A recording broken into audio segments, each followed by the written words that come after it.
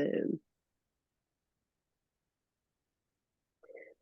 And welcome everyone to On Fire for Life. And we are on fire for life today. I'm telling you, we have had opportunities to grow and be challenged because technology sometimes continues to really help us and remind ourselves of how balanced we are, not sweating small stuff. I give thanks for all the years I traveled on the road and I taught stress management because let me tell you, I've been pulling some of those tools out lately. But we appreciate your patience. I'm not convinced that Restream is the best service to be using. We continue to give it a chance, but that being said, I just appreciate you continuing to know that we aren't doing this on purpose. We really like to live with an easy button. So you're going to love today. We have Hope Ives Mauran, and her key word in her life, which has guided everything that she does and the choices she makes and the books that she writes and the CDs that she does, is the word freedom. I think, Hope, we can use a big old dose of that today. Yes. So welcome to the show. Thank you for being here, and thank you for bringing your energy here. I read about you and researched, and it's your path is very exciting. And did you always know, for our listening audience, did you always know that you had the gift, the intuitive psychic gift? No, I think I was late coming to that. It wasn't until I was well into raising my children that I had a channeled reading. And the channeler always asks, what is your greatest gift? And my greatest gift, according to my spirit guides, is that I'm an artist, that I'm psychic, and that I can channel. And when I learned that in 1998, I was completely aghast and very excited and just went at it with a great deal of fire for life. And I'm so transformed as a result. My life is completely different because before that, I was very much a, I can see it and I will believe it kind of person. And now I have such awareness of the great depth and capacity we all have, far beyond who we are as just these limited bodies. And so it's been an exciting journey and a really fabulous expansion to know that I am communicating with my higher self, my spirit guides, all the time, as we all are. And that's something to realize, that there's nothing special about me because of this. It's simply that I have made it, I guess you'd say, a tangible and physical kind of practice. Well, the first thing that came to mind is probably like my mother. She became psychic so she could figure out where I was in the middle of the night. So that was my first thought. That where I kind of wandered out in the woods as you were explaining that. I thought, God, that would really do it right there. But I was likened to a friend, a colleague of mine, Suzanne Giesman, and the short of her story is that she had tremendous challenges, heartbreak. She was the assistant to the top officer of the United States. She was on the plane during 9/11 with that team, and then her daughter-in-law was struck by a lightning carrying child. Oh my And they both died tragically. So she went to England to pursue understanding it. And likened to your story, they told her, you have the gift and you could be doing this just like me. And Mhm. so to go in that window, and by the way, that's interesting. Do you know her? No. Okay. Well, you're going to, because her first film was Messages of Hope. So, I mean, Ah, there's definitely something being called forth here. But yeah. that being said, for, benefit of other people, because, a lot of, I mean, even not even like less than, but with my own journey of people coming up to me, you have a gift, you have a gift, and whatever that gift may be, for people tuning in, it's like, oh, well, that's nice. Mhm. But, and then what? Oh, it's so good to know I'm a psychic. I'm glad that you're a psychic. You know that. But, well, what do I do with that information? So I'm curious, is it just heart and soul of allowing and letting be? Did you go take a course? Was there anything, a next step without being too intellectual? It was very much like having a new toy and figuring Okay. out how to use it, what it could do, what it couldn't do. Um, and for example, I realized that I was never alone. And if you're never Mm, alone, you sort of act a little differently. It's mhm, almost like you're being watched all the time in the most benevolent and loving way. It's really beautiful in that sense because you can ask for help. You can ask questions. Um, One of the questions that I asked early on that has had an impact even to this day is why are all the animals killed on the road? And I was mm, told that they were um, giving a message to humanity that they are present in the landscape and to not forget that and to be aware of the natural flora and the fauna that's all around us all the time. And when we're buzzing around in our cars and have our backyard fence, we don't see all those animals. And so when they're dead in the road, it's like, oh wow, there's a mm, message. And I said, well, what can we do about that? They're sacrificing themselves. And I was told that whenever I saw one to say, all life is one, may you be blessed. And I've been mm, doing that for 25 years. And when I see an animal on the road, it's like almost a gift because it puts me into that oneness consciousness. It helps mhm, me to be in my heart. And it's just a beautiful tool and practice.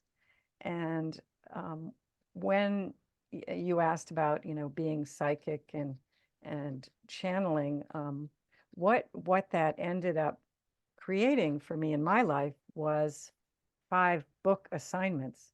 So I've written 5 books essentially using channeling or journeying as as sort of the mechanism by which I receive the information. I sometimes call myself an interdimensional communicator or translator.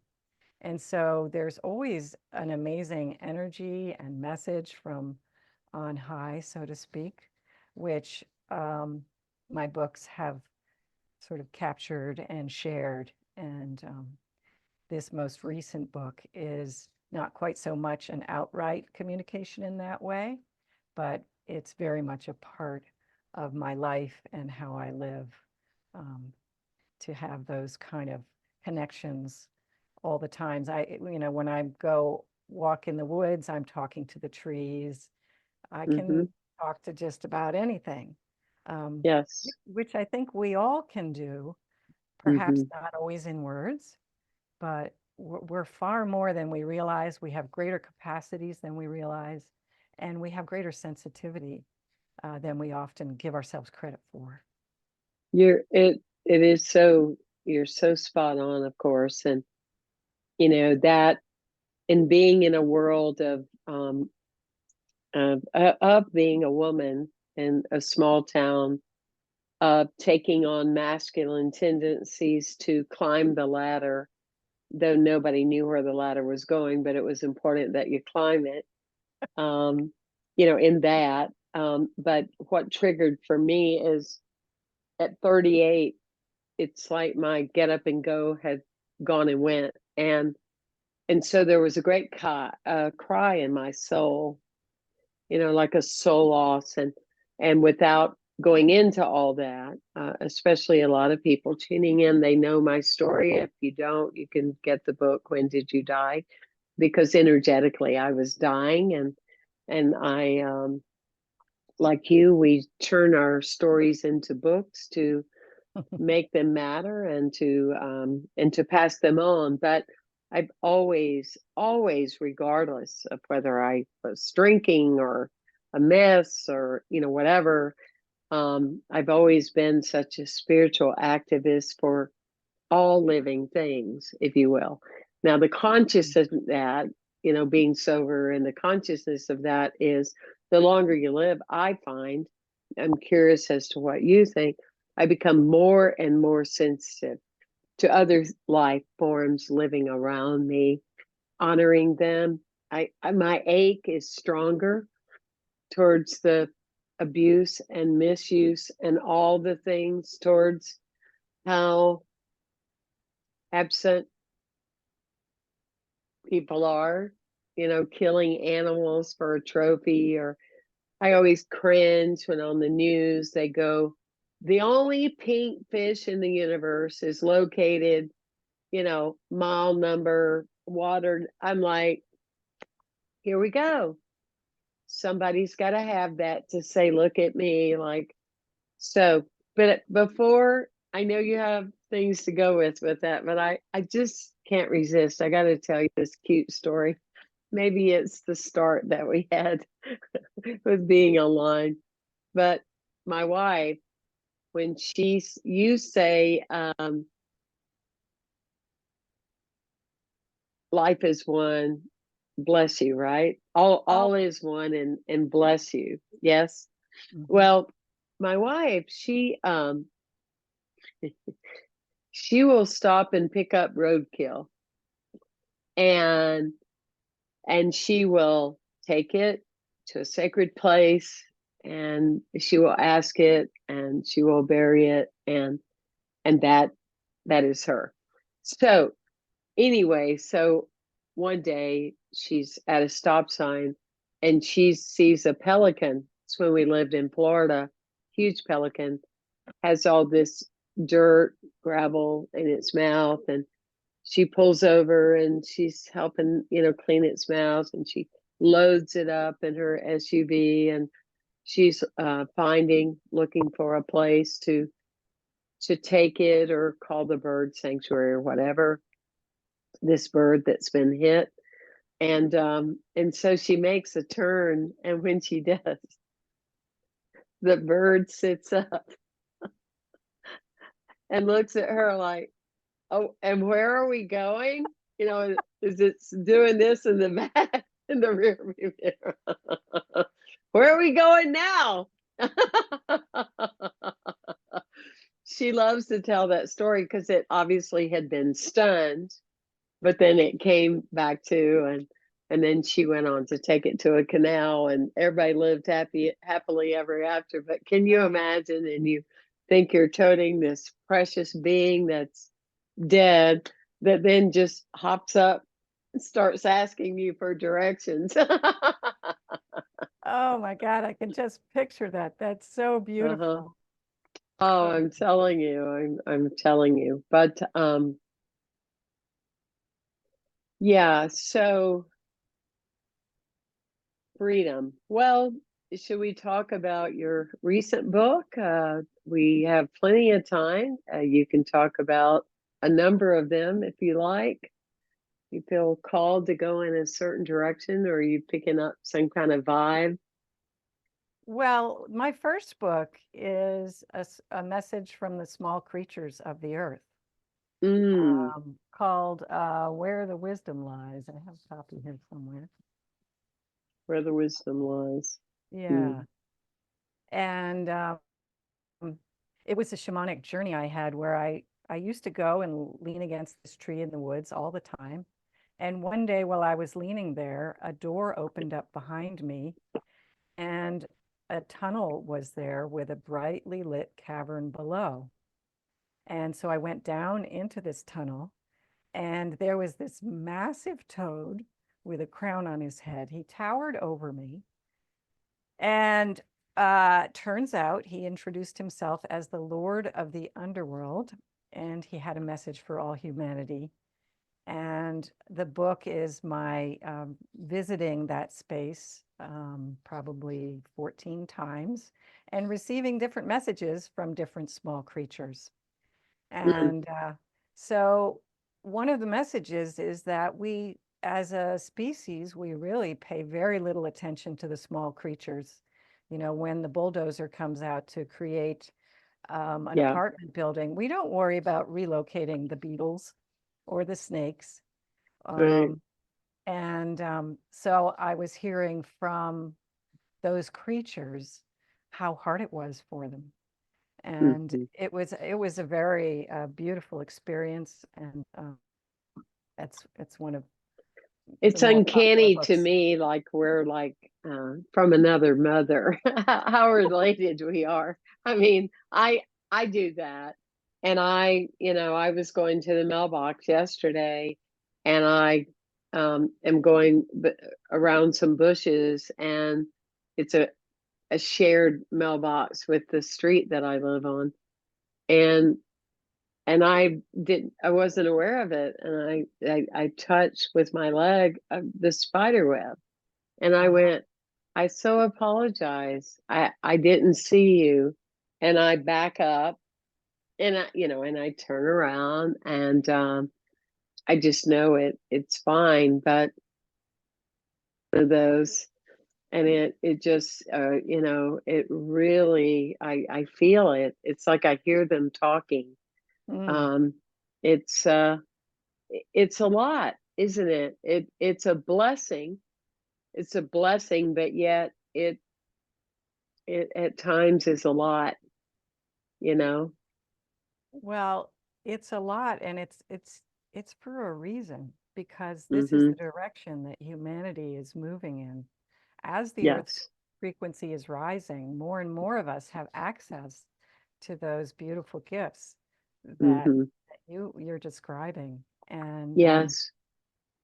as our consciousness expands, as time speeds up, as the frequency of the Earth actually accelerates, um, there's openings in consciousness that will allow us to converse with things that we never thought we could converse with before. And that allows our hearts to open and allows us to work toward creating a more benevolent society Mhm.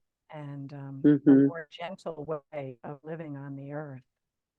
I And hold that with you. I do. I hold that with you. I just saw a couple of weeks ago, I was in a talk, was telling people about the orangutan that was picking medicinal medicine and treating itself. And I always love to show the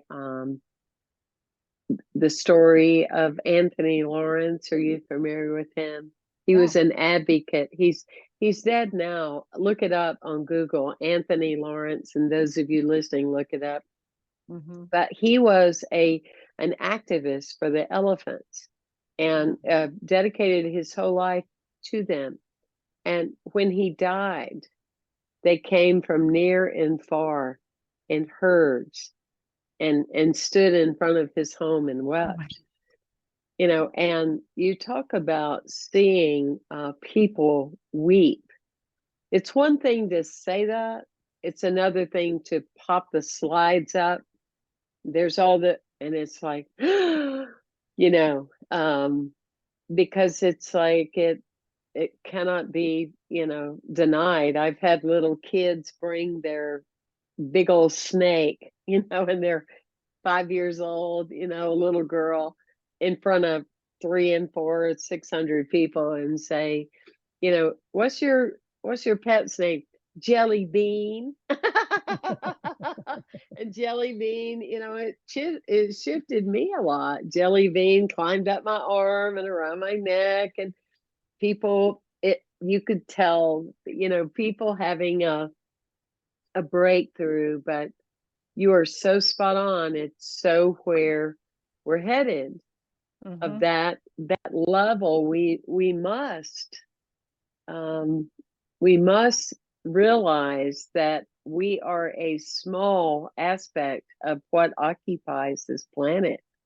And it's only ego that says it just belongs to us and good luck, everything else. It's not really how it, and as a spiritual teacher, not one of religiosity, it's like, well, I don't know, maybe you folks got dominion when you use common sense and you knew what you were doing, but I would not say that would be the case now.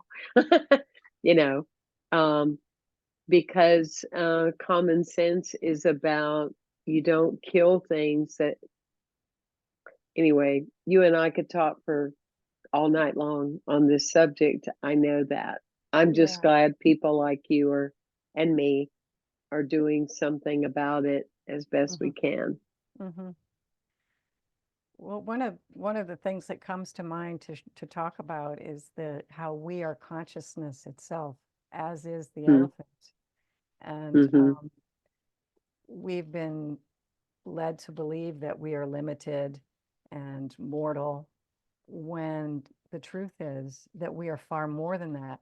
We are the consciousness that animates these bodies, which are inert without the consciousness. And we are consciousness that animates our senses. We can't hear or see or touch or feel without consciousness itself. And that consciousness is oneness. It's joined together. And Mm-hmm. so those elephants and you and me and everybody listening and watching this, we are all unbroken consciousness. And when you think about things like remote viewing or being able to tune in to a loved one somewhere else, it's that we are in this body and going there. It's that we are simply activating the consciousness that we already are in their location, is how I see it. Mm-hmm. And so Mm-hmm. there's such a wonderful opportunity we have when we expand our definition of who we truly are to include consciousness. I've studied Vedanta, and one of the ways it describes um, how we are as consciousness is the essence of who we are in the body is consciousness itself. In the same way, the essence of fire is heat, or the essence of sugar is sweetness. We are consciousness itself.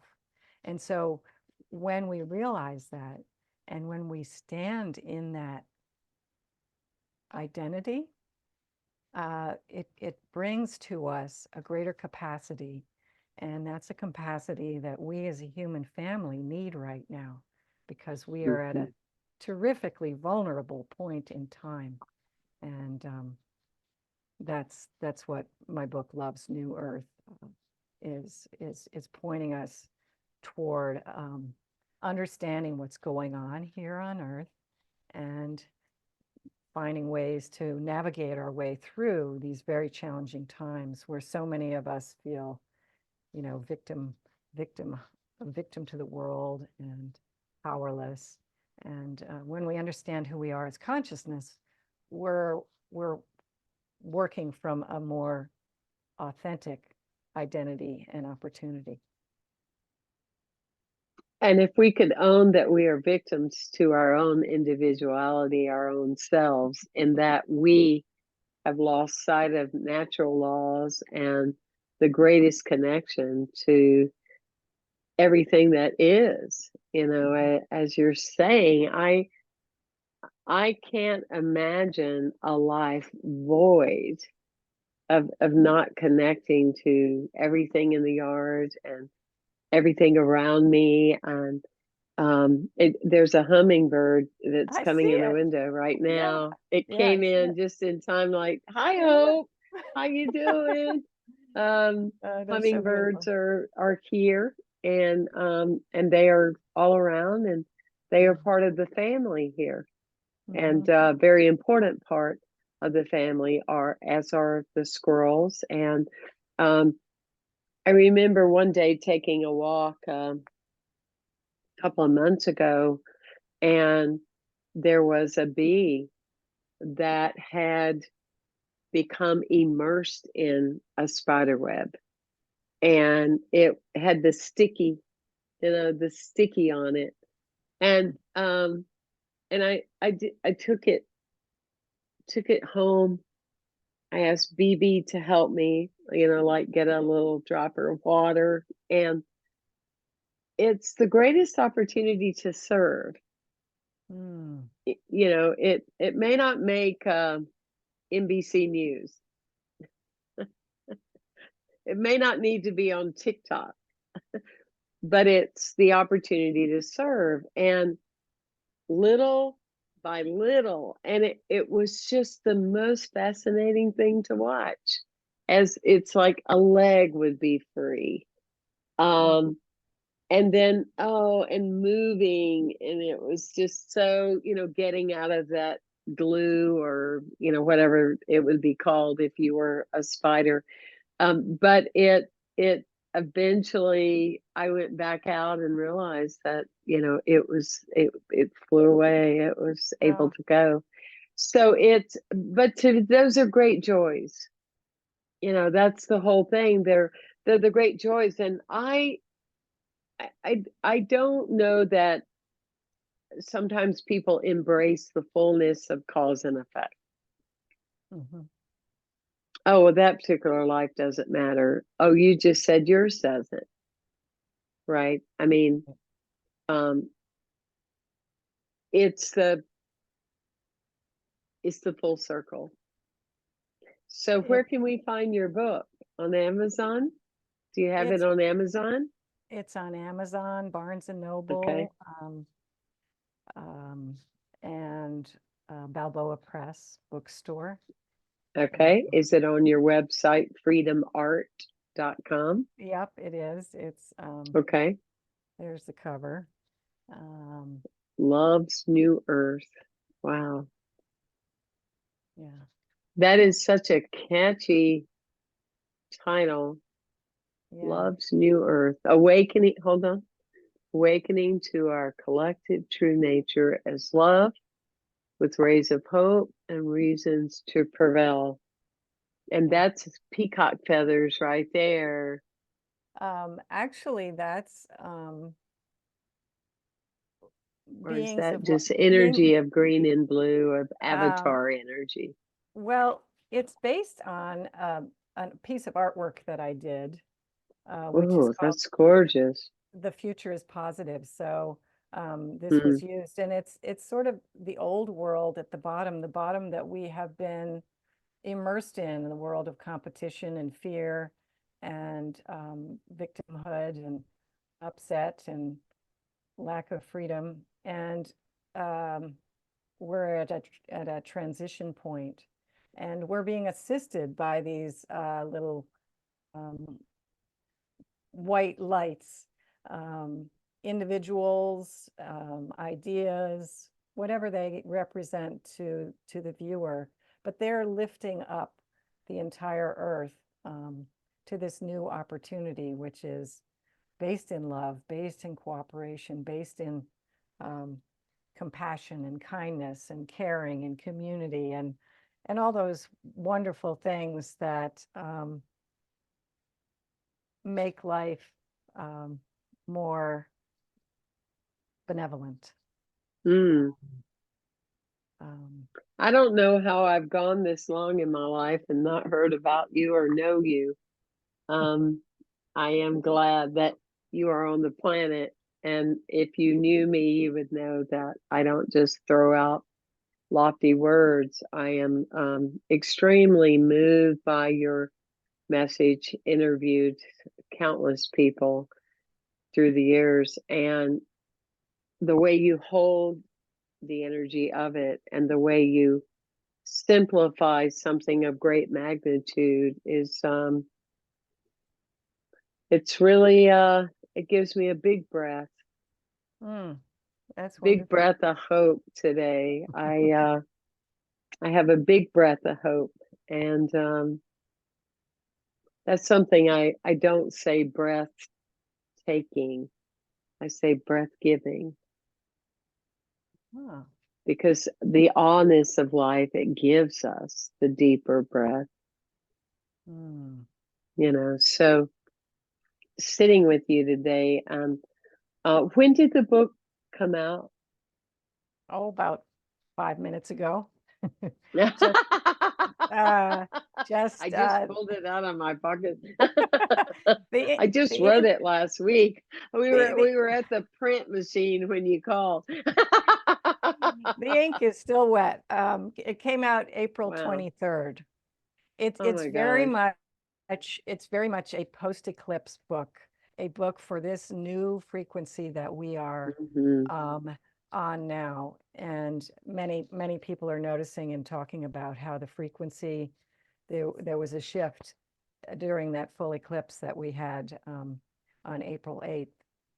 And so much of what wasn't quite possible before is now sort of being set forward in motion, and it requires of us to be aware and knowing that something more is possible now.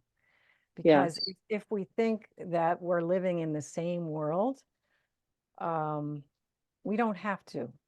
We can make a choice. There's sort of frequency bands that are separating, as this bookmark showed. There's a frequency band of the new earth and a denser band that we are leaving now. And so what we as a human family have is a choice point and an opportunity to move forward into a more loving and joyful earth, where humanity has the opportunity to remain free. Because Mm. on the old earth, there are increasing encroachments upon our freedoms, um, you know, medically, in free speech and freedom of gathering, and many of those things that we've taken for granted for most of our lives. We saw during the pandemic that there Mhm. were things that happened, and put those terrifically in danger. And so we're at a choice point as a human family, and stepping into our knowledge of who we are as consciousness, understanding that we exist in a field of love, and that's a love field, that's a field of communication, of healing, of correction, of protection, of communication. So when we realize that we live in this benevolent field, we have a greater opportunity to use and participate in that higher frequency band of life. Mhm. And it's something that once you're aware of it and know of it, you're more likely to call on it, use it, and realize its presence and its power. And that's one of the beautiful things that I talk about in the beginning of the book, is how we are also participating in this world. And there's laws, which you mentioned before, of creation, of nature, universal laws. And if we have a sense of what they are and are living our lives in harmony with them, we have a much greater opportunity to create the kind of world that we would like to leave to our children and grandchildren and to the next generations on Earth. Mhm. Yeah, absolutely. Mm. No doubt about it. How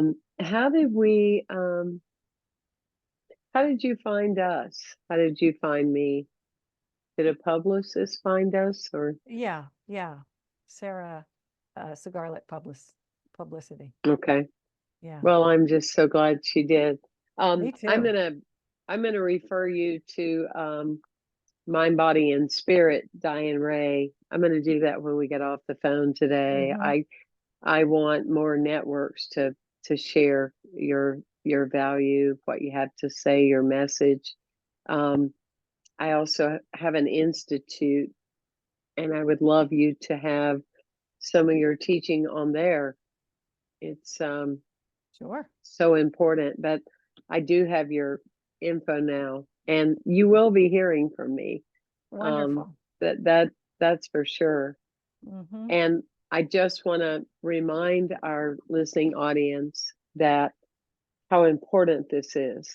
And if if you believe that we are created from something, the least we can do is love what the something creates within all living things. I mean, to me, I use the word God, creator. To me, it doesn't matter what you call it, as long as you Mhm. know there's something going on.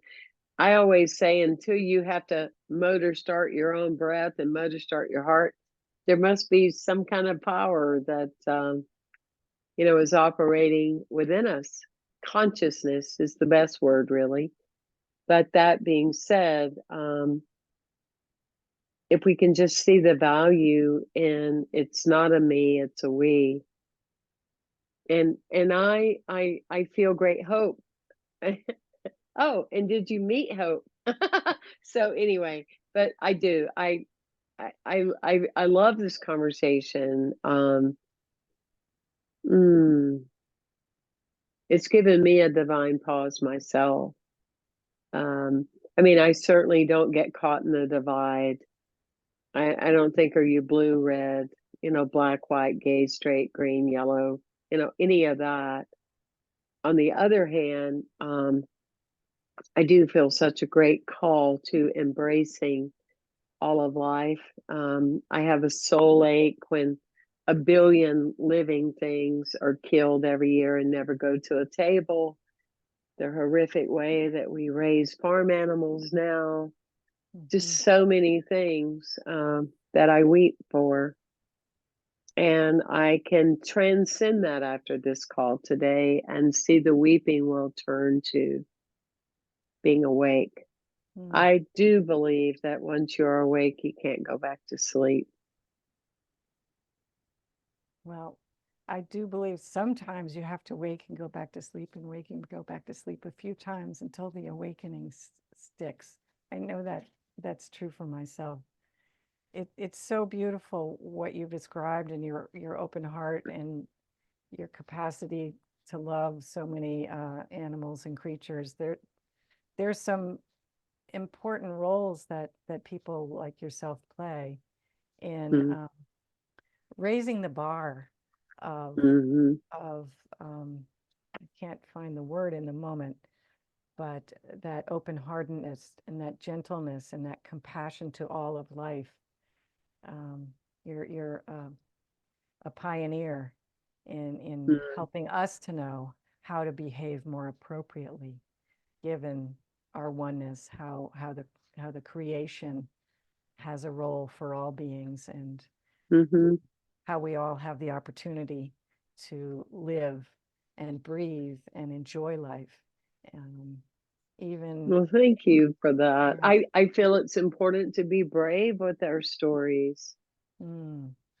and to tell the stories. I had a bunch of kids listening one day, and I was telling a story about how I had a partner and in our home, and we were sitting there, and one night a little mouse went across the floor, and my partner went, "Oh my God," and jumped on the couch like it was a dinosaur, this little bitty. I'm like, "Oh my gosh, just a little bitty mouse."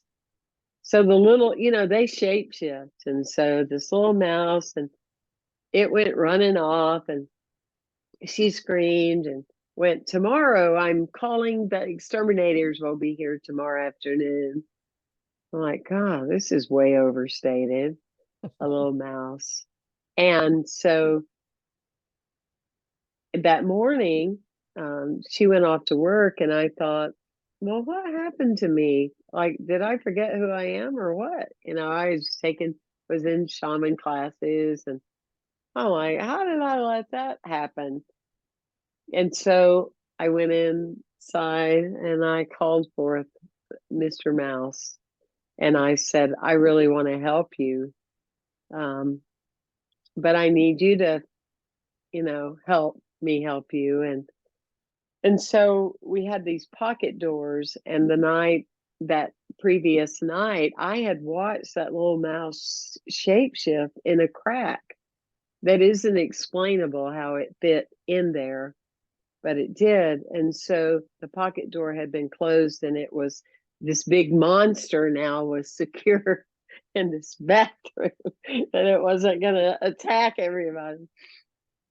So I opened the pocket door after speaking my spirit through, and there was a little mouse on the carpet on a little rug. And I said, "Oh, thank you for trusting me. Here's what I need you to do. I need you to wait, though. I got to go get a bucket." So I close the door. It makes noise, little pocket door. Close the door. I go out to the garage. I get the little bucket, and I go back, open the thing, lift up the carpet, put it in the little bucket, and I take it outside and I touch its little head. And I said, "Thank you for trusting me." I mean, these are the moments that the divine is just so felt. And it isn't like, oh, it's not that. It's not look at me. It's I see you.